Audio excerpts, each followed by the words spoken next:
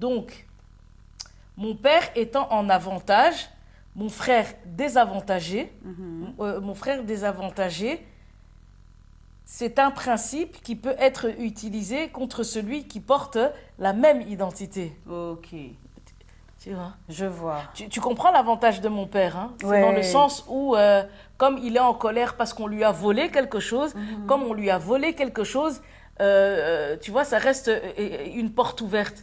Et mon père, qu'on a dit, qui rentre dans le principe de mon frère, Ouais. qui est aussi mon frère. Exact. Et donc, mon frère peut utiliser ça pour en fait, changer la destinée avec le frère qui porte le nom de ce frère qui a trahi. Oui, je vois. Ok. Mais donc, le lien traîtrise, colère qui s'est joué entre ton père et son petit frère, c'est rejoué quelque part une génération en dessous entre ton grand frère et ton petit frère. Et mon petit frère. Qui ont qui ont les noms du côté du père. Exactement. Ok. Mais cette fois-ci, c'est ton père qui se retrouve quelque part vainqueur, si je comprends bien, au travers de son fils aîné. Exactement. De chez ta mère. C'est comme s'il a réécrit l'histoire en se vengeant quelque part. En fait, il a assouvi sa vengeance. Voilà. Il a assouvi sa vengeance parce que, en fait, mon frère paye en tombant malade. Oui, c'est Voilà. ça. Ok, du coup. Et donc, mon frère peut utiliser ce principe, vu qu'il a l'empreinte de mon père, pour le refiler à mon frère. Oui, c'est ça. Et donc, du coup, cette fois-ci, c'est ton frère qui mon frère, en tant que sacrifié, est pris dans l'identité de mon oncle, qui a trahi. Il est freiné au niveau de ses études, de son travail, de sa famille et de son corps aussi, au travers de la maladie. De la maladie, exactement. Ok, c'est clair. Vous voyez les liens traumatiques, la possession? Ouais. Et mon oncle est mort. Mon frère, par sa maladie mentale, est tout aussi mort. Tu sais, sa peau a changé, souvent il pèle, n'est pas propre sur lui. Et à cause des médicaments, il est comme dans une lenteur, une attitude cathartique, comme un zombie. Okay. En soi, la même réalité qu'un mort. Oui. Waouh, du coup, c'est étonnant à quel point des émotions non traitées entre membres de famille d'une même génération peut aussi se transmettre et se rejouer à la génération suivante pour se régler avec des personnes différentes de la situation de départ. Voilà, différentes de la situation. Et en soi, ça se règle, mais de la mauvaise manière. Aussi. De la mauvaise manière. Et tout ça, c'est quand on est absent à son poste. Tu vois la puissance et la puissance d'être parent absent. Émotionnellement et physiquement. Hein. Ça cause beaucoup de dégâts. Exactement. Tu vois. Un jour, comme je l'ai déjà évoqué, mon frère m'a renvoyé à Fabrice et moi qu'il allait nous construire notre maison. Comme il était dans le bâtiment et en bonne santé au moment où il me le dit, cette maladie qui s'enclenche également au moment du retour de ce frère, hein, au moment du retour de ce frère aîné, qui lui a une situation stable, qui va avoir une situation encore plus stable, trouver du travail quand il vient en Europe, il va quitter chez ma mère, avoir un appartement après la maladie de mon frère et rester...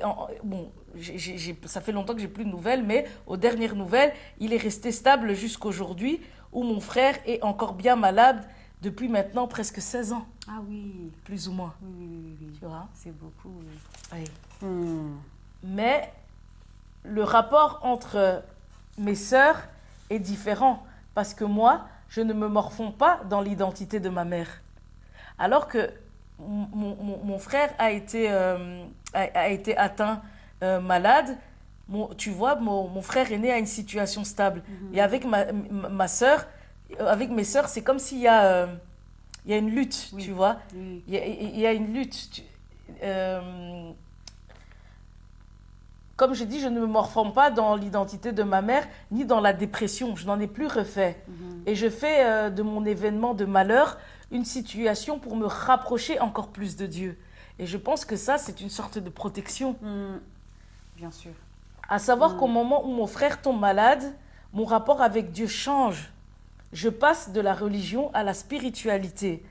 À lire la Bible avec ma propre vision que j'expose ici et je m'ouvre au monde aujourd'hui dans l'espoir d'attirer ceux qui voudront participer au festin.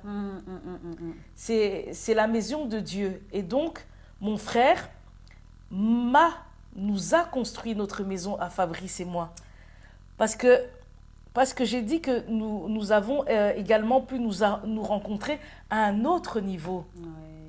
Cette rencontre d'âme et d'esprit. C'est Donc, beau. on a construit cette maison Effectivement.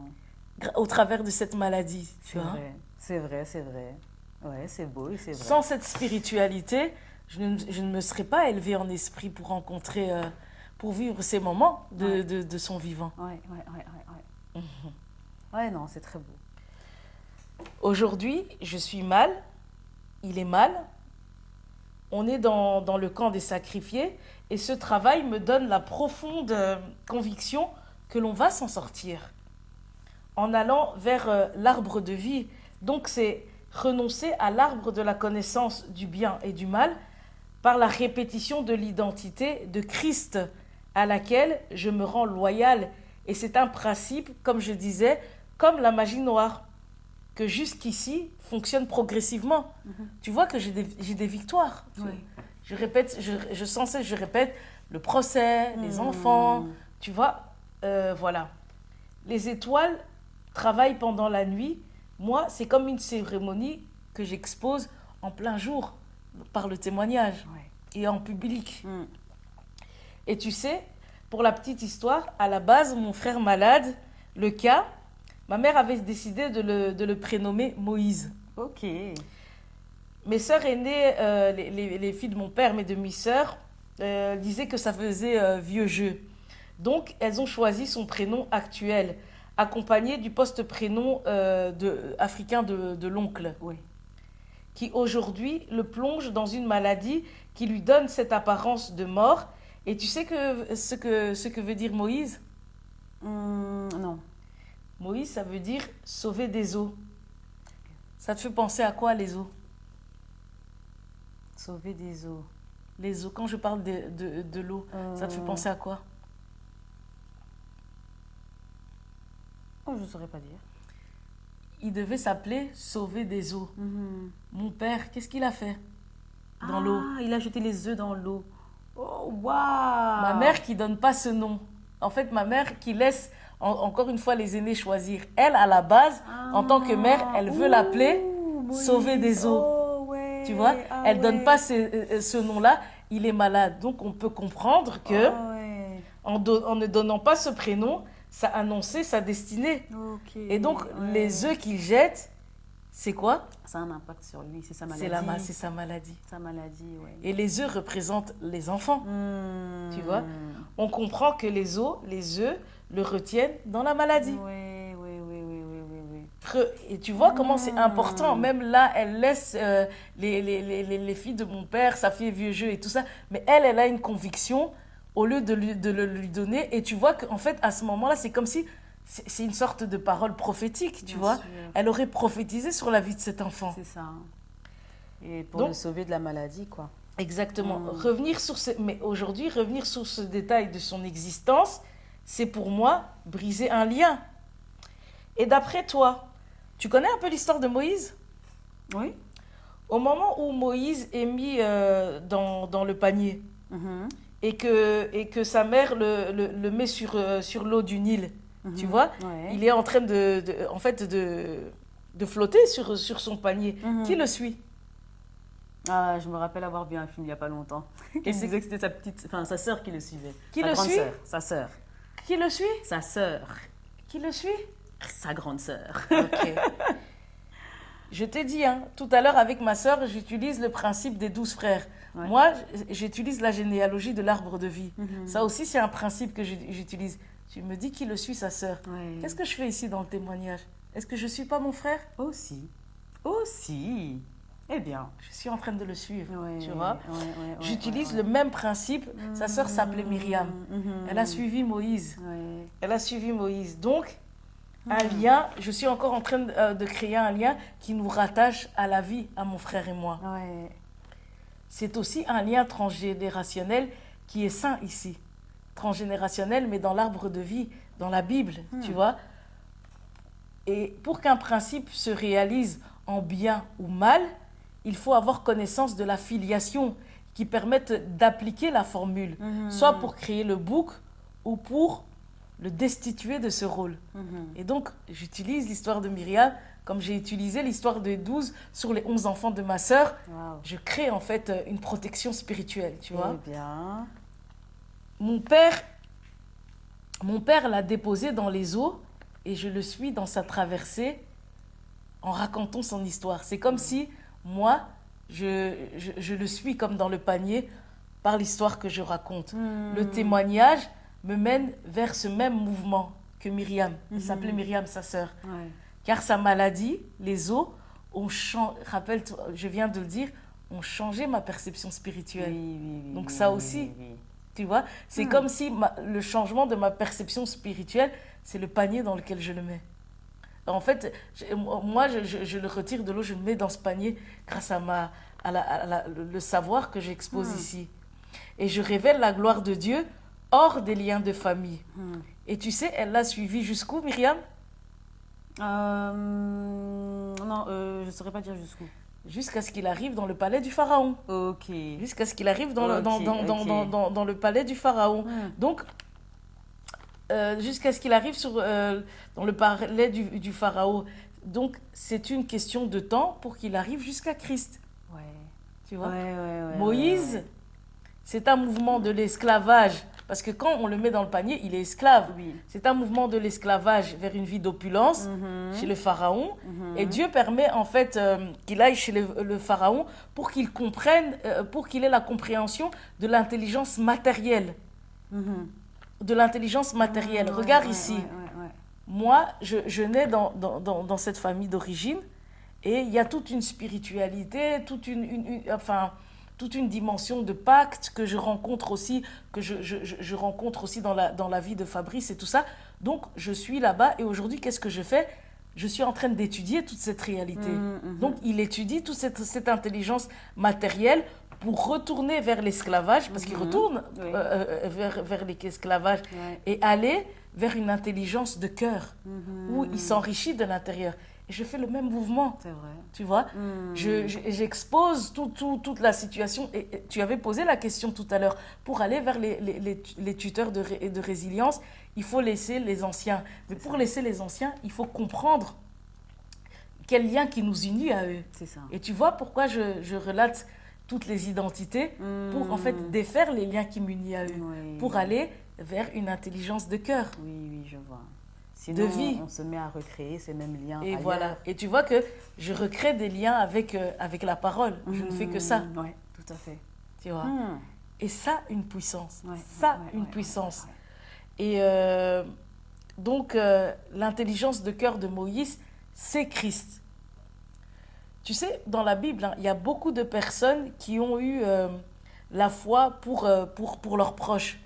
Tu vois, par exemple, il y a un père, sa fille était morte, il court chez Jésus, il dit « Viens faire quelque chose pour ma fille ». Il y avait un soldat, son centenier était malade, il dit à Jésus « Si tu dis une seule parole, moi j'ai des soldats à mon service, lorsque je dis une parole, ils s'exécutent. Donc aujourd'hui, si tu dis une parole, mon soldat guérira. » Et Jésus dit je n'ai jamais vu une foi aussi grande en Jérusalem. Tout ça pour dire que tu vois, ma foi, ta foi peut sauver un tiers, peut sauver un sacrifié, peut sauver un bouc.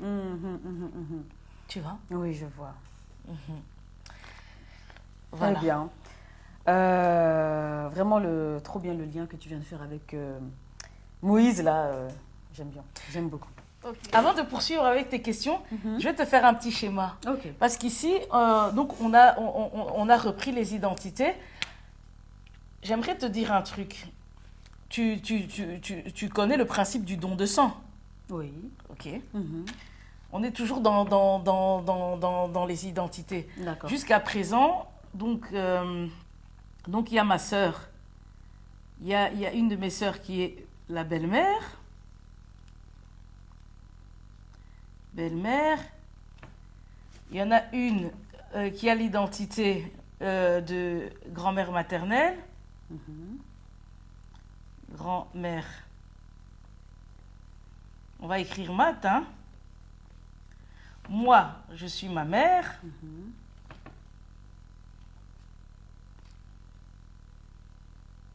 Ma mère, tu te rappelles, mon frère, il est le cousin. Il porte le poste-prénom africain du cousin, Oui. cousin-père, Oui. cousin-père.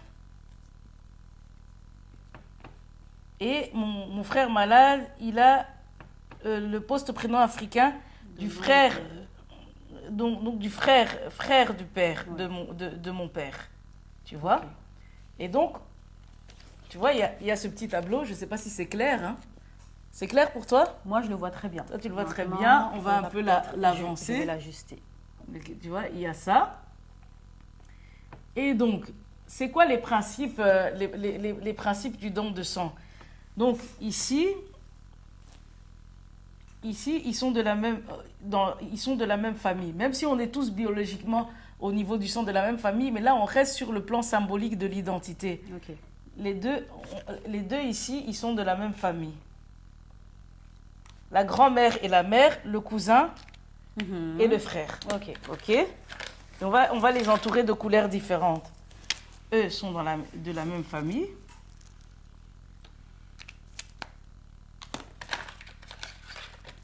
Et eux sont de la même famille.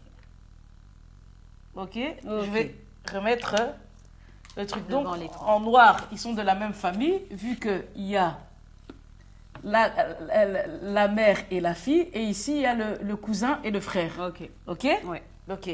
Donc, pour le principe du don de sang, ici, on va dire que ils sont A+. Et là, on va dire que... Quel autre résus tu connais? Ici, on met que ce sont des A+. Ici, on va dire que ce sont quoi?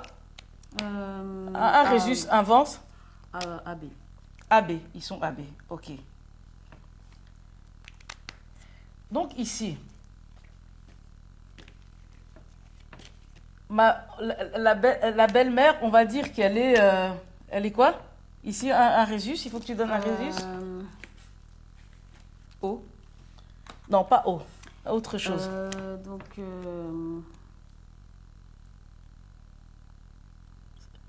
Ça existe un mois? Un mois? oui, ça existe. On va dire qu'elle est un mois. Ok. Ok. Regardez. Donc, il y a ce schéma. On suit? Je suis. Ok. Donc,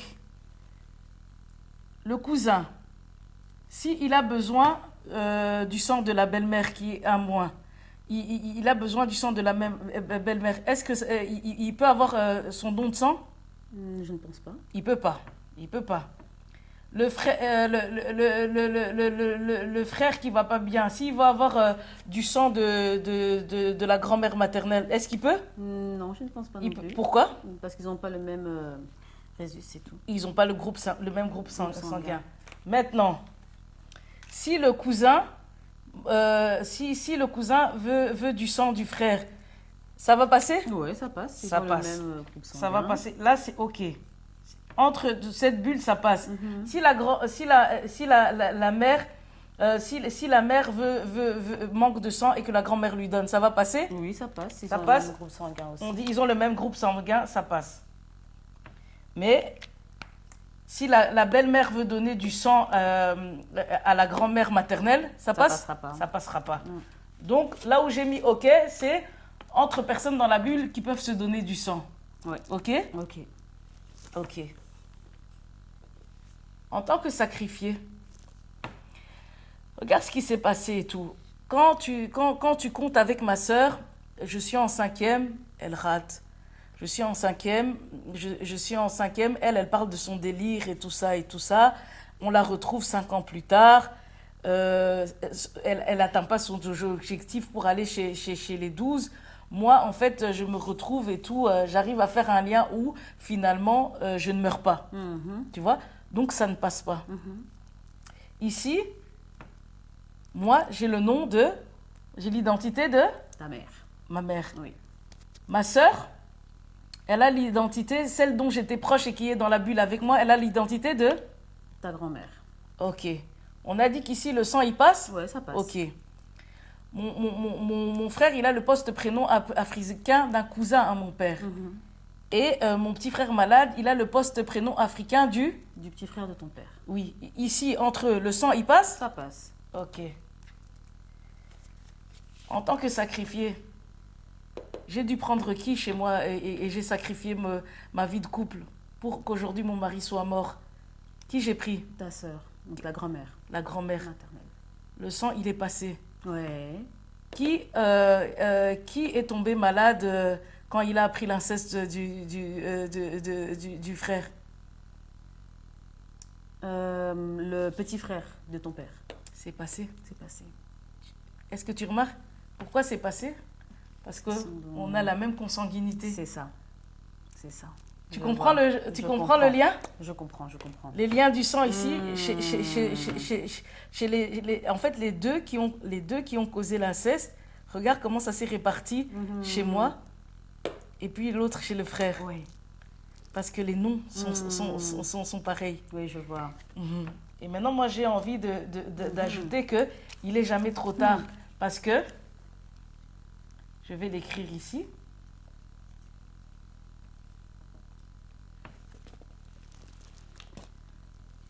Tu vois ce que j'ai écrit? Jésus a le groupe sanguin O positif. O positif. Et O positif, c'est quoi? C'est le groupe sanguin universel. Donneur universel. Voilà, partout. Donc, on peut sortir de cette bulle. Ouais, je vois. Je vois. Et tu comprends aussi comment au niveau des entités, comme par hasard, les deux qui ont créé l'inceste et tout, comment un a pu enfin faire porter. Moi, j'ai pu porter et l'autre fait porter à l'autre. Oui. Oh. Eh bien, rien n'est fait par hasard. Hein. Exactement. Le transgénérationnel a une puissance. Ça. Donc là encore, c'était important que j'explique au niveau des liens, au niveau de l'identité, on a des liens du sang. C'est ça. Eh bien, voilà. C'est précis. C'est précis. On dit c'est de la HT. C'est de la... C'est de la haute tension. Ah. Je ne connaissais pas l'expression. Ah, c'est de Kiri James. Ah ouais, donc c'est bien ça. C'est pour ça. Voilà. Ok. De mémoire, du côté de ta mère, vous êtes 7. Donc, mis à part toi, 4 ont déjà été évoqués. Et du coup, il en manque encore 2. L'avant-dernier et le cadet. C'est bien ça? Effectivement, tu suis bien. Yes. Tu suis bien. L'avant-dernier porte le poste prénom africain du père biologique de ma mère. Ok. Qu'elle a retrouvé en approchant la soixantaine. Donc assez tard. Elle a fait un appel à la radio locale à Mbujimayi de son village natal d'origine. Ok. Lorsqu'elle m'en a parlé, tu sais, j'étais très émue de l'avoir touchée par ces retrouvailles. Et à un moment, tu vois, quand elle m'explique, elle me dit, elle a posé la question à son père, oui, mais pourquoi tu m'avais abandonnée? Mais je ne me rappelle plus de la réponse que ce père, aujourd'hui décédé, lui avait retournée. Lui avait retourné. Mais bon, bref. Cette absence de la part de son père biologique a été telle que ma mère en a voulu à son père. Okay. En a voulu à son père. Et pour le coup, ce frère qui porte le nom de mon grand-père, et moi avons toujours été en conflit. Ah oui, donc ça se rejoue encore. Oh waouh. Fanny, je crois que tu seras toujours étonnée de... C'est fort quand même. Tu vois, on a toujours été en conflit. Ouais. Un jour, tu sais que ça a même été à un point où on s'est disputé au point qu'il m'a coursé avec un couteau. Oh, wow. Et j'y ai échappé en montant dans le tram. Ok. Un monsieur qui passait par là avait ravi ce couteau. Il l'a repris à mon frère et a été le ramener à ma mère. Tu vois. Et il faut avouer que c'était souvent moi qui le provoquais. Moi, mon frère, lui, c'est un nerveux depuis toujours. Depuis toujours. Et moi j'aimais bien ça quand les gens étaient nerveux, j'allais encore plus déranger. Tu te rappelles, j'avais dit que j'étais peste à l'époque. Tu vois. Et petit détour est que une de mes nièces épousera un homme dont le nom de famille est celui de mon grand-père et le poste-prénom africain de ce même frère. Tu suis? Une de mes... Ah oui, ouais. ok. Ouais. Donc, une de tes nièces a le nom Va du se- grand-père va se d'origine. marier, en fait, va épouser, va se mettre en relation avec un homme dont le nom de famille est exactement le même que le poste-prénom africain de mon frère, Ok. qui est le poste-prénom africain de mon grand-père paternel. Ok. Ça va? Ouais, ça va. Ah, Ouais. c'est une coïncidence. C'est mais pour ça que je vous c'est- dis, on a parlé de la boîte. En fait, dans votre vie, tout est calculé. C'est ça. Tout est calculé. C'est ça. Je vous dis que même le désordre, même le chaos a un ordre. Le chaos a un ordre. Ouais. Et donc, elle épousera un homme dont le nom de famille est celui de mon grand-père et le poste-prénom africain de ce même frère. Donc, le nom de famille du mari de ta nièce est le même que celui de l'arrière-grand-père de ta nièce et donc aussi le même nom que l'oncle de ta nièce. Oui. Ok. Maintenant, qu'est-ce Il qui y a va un se passer? Double lien incestuel. Hein? Il y a un double lien incestuel là au niveau des noms. Et on avait parlé de l'inceste des prénoms. Oui. Oui, on l'inceste des prénoms. Oui. Encore une fois, si les liens étaient bien et traités, ce n'aurait pas été un problème. Et on n'a pas l'inceste des prénoms, c'est dans le transgénérationnel. Et qu'est-ce qui se passe? Cette nièce en question, leur premier-né, il est autiste. Il est autiste. Je vais te raconter une histoire en lien avec un suivi par rapport au transgénérationnel. Ok. Il s'agit d'une femme qui effectue un suivi en psychanalyse. Le professionnel est également formé dans le transgénérationnel. Ok. Cette femme a un enfant autiste et à un moment, le thérapeute s'arrête sur la généalogie de cette femme. Et elle explique que sa grand-mère, cette femme explique que sa grand-mère et la sœur de sa grand-mère ont des partenaires. Et leur conjoint, qui avait marié les deux sœurs, la grand-mère et la sœur, vont finir par se suicider. Ok. Cette histoire se passe au moment de la guerre. C'est une histoire vraie. Hein. D'accord. C'est vraiment un Ok. professionnel dans le domaine de la psychologie qui raconte cette histoire. Donc, l'histoire se passe au moment de la guerre où les conjoints avaient été enrôlés à l'armée. Ok. Entre-temps, les sœurs se sont installées ensemble et ont également élevé chacun de leurs enfants respectifs sur le même toit, D'accord. pendant que les maris étaient en guerre. Ouais, ils se sont Ok. entraidés. Elles Elles se sont entraînées, elles se sont installées dans la même maison et elles ont rassemblé les enfants, D'accord. tu vois. Ouais. Chacun a eu des enfants. Ok. À la fin de la guerre, les maris sont revenus à la maison. Donc, ils ne sont pas décédés. Ils sont revenus sains et saufs. Ok. Et les sœurs ont continué leur vie comme si les maris étaient absents. Comme si les maris étaient absents. Et donc, elles ne se sont pas séparées et elles ont continué à fonctionner ensemble comme un couple. Comme si les maris n'existaient pas. Le premier se sentant de plus en plus inutile, avec les traumas de guerre, va finir par se pendre. On va le retrouver dans son garage. Peu de temps après, pour les mêmes raisons, le second a suivi. Il va se pendre aussi. Ok. Dans la famille de cette femme, on comprend que les hommes, dans la génération qui va suivre ce drame, ont continué à être inutiles. Ce sont les femmes qui prennent les devants, qui sont fortes et tout, et les hommes sont mis au rang d'inutiles, comme j'ai dit.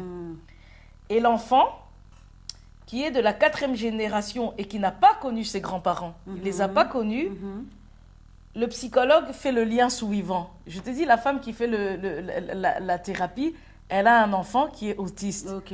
Donc, le professionnel, le thérapeute, fait le lien suivant. Son autisme est lié au climat homosexuel incestuel de ses arrière-grand-mères, Ok. les deux sœurs. Oui, Tu ils ont vois, formé comme un couple. un climat, une énergie incestuelle. Oui. Et en plus, être malade fait de lui quoi? Qu'est-ce que ça signifie? Il est autiste, il est malade.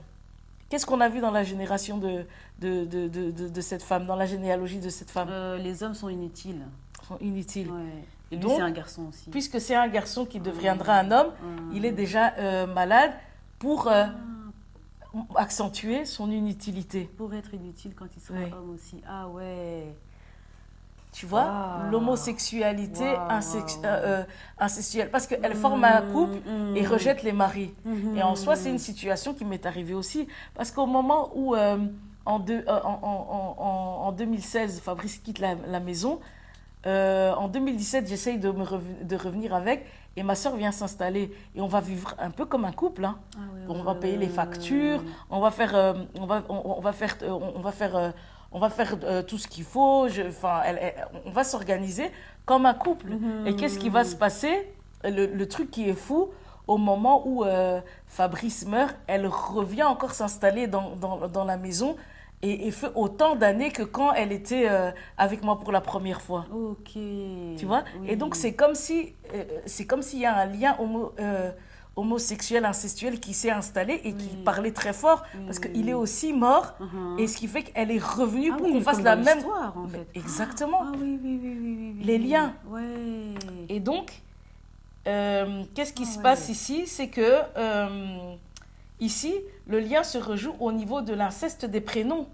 Ma nièce dont le mari porte le nom de son arrière-grand-père et le nom de son oncle. Oui, oui, oui, Son oui. premier-né, la 4e génération, est un autiste. Ah ouais. Ouais, ouais, ouais, ouais, ouais, ouais, ouais, ouais. Ah, c'est fort, hein? Ah ouais, C'est très fort. les identités. Wow. Tu crois que c'est pourquoi quand Jésus il dit tu t'appelles, en fait ton nom est Sarah, Sarai, il fait que changer le nom des gens. Parce qu'il sait que... Oh, j'ai dit Jacob, après on l'appelle Israël. Jacob, ça veut dire usurpateur. Pourquoi Dieu s'amuse à changer? Parce que le nom, ça a une puissance, ça a un poids. Tu vois? Mais ça sert à rien de changer comme ça. Dieu change leur nom après quoi? Après un processus, après un travail. Ouais, je vois. Un travail quand les gens sont disposés à regarder la vérité. Comme on a dit pour le festin, ceux qu'on change les noms, c'est ceux qui sont invités au festin. Exact. Qui viennent. Exact. Et qui se savent Ouais. estropiés, malades, aveugles. On continue? On continue.